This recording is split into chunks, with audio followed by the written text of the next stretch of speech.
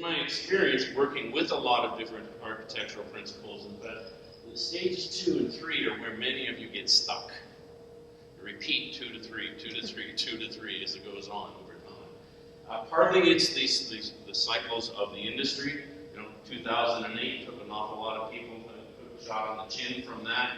It's a downturn. Previous, the teams tend to happen roughly every decade or so.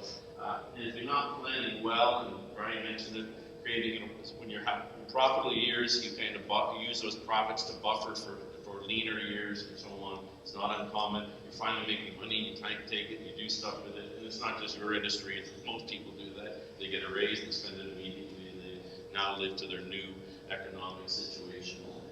Growing business is stage 3. And then the stage 4, which is what I spent a lot of the time on my presentation yesterday, was the mature business, the exit strategy part of it. Now, those of you who were attending again, I apologize for giving you the same story. Anybody here, like myself, a bit of a Costco addict? Anybody shop at Costco on a regular sort of basis? Okay. What are the 2 rules? The one rule that when you go to Costco, you learn very quickly is you never walk out for less than several $100s. You go in to buy toilet paper for the office and you see something or whatever it might be. What's the other rule that every Costco shopper learns quickly? Buy the stuff on sale. Buy it when you see it, because it won't be there the next time you go back. A lot of times. I mean, the toilet paper is always there, or whatever. A lot of things are. For me, that was this. Anybody know what that is? Anybody here, an egghead? An egger with one of these barbecues? This is called a big green egg. There's a whole fad around these barbecues. They're very expensive. They're expensive to the point that as much as I wanted one, I would never buy one at normal retail price. I walked into Costco near my home one day and I saw it. That's fantastic. I should go home and talk to my wife, but I went back and they were gone. Turns out when I did some research afterwards, they got one buy of them. They put like 2 in each store, and of course they sold. They're less than half the normal retail. They're like $900 for this barbecue. That's normally by the time you get it decked out like that, it's over $2,000.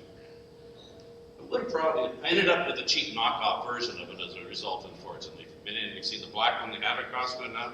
That's what it was. The point behind this is this whole idea of you have to do things now because you don't know what tomorrow is really going to bring. So, when's your time? Have any of you heard this saying before? The best time to plant a tree was 20 years ago. And the second best time to plant a tree is now. Ideally 20 years ago, because it would have grown into a beautiful tree by now. But if you didn't, you can't go back for 20 years. So why don't we plant the tree now, so that we're not looking 20 years from now going, gee, I wish I planted a tree. Well, in your world, the best time to start planning your exit is at the entrance. The second best time, i.e. at the beginning of your career, the second best time is the game now. So those of you who have not yet started your practice, those of you who are considering doing it or relatively new at it, I do strongly recommend doing what Brian was talking about, doing a strategic plan, coming up with your values and mission. Is really important to be done now. If you're further into your career, further into your practice, can't turn the clock back to the day you were, but what you can do is start doing that